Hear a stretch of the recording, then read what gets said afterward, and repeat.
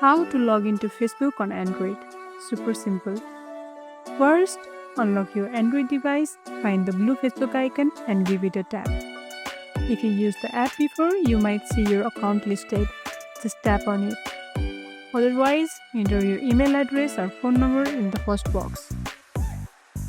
Now, type your password in the second box. Make sure it's the right one. You can tap the eye icon to check your typing. Hit that blue login button and boom, you are inside your Facebook world. Facebook might ask if you want to save your login information or enable notifications. You can say yes or skip for later.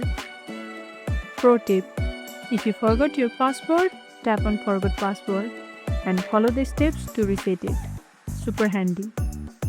And that's it. You are logged into Facebook in just a few simple steps. If you found this tutorial helpful, don't forget to like this video, subscribe and tap the bell icon so you never miss an update. See you in the next one.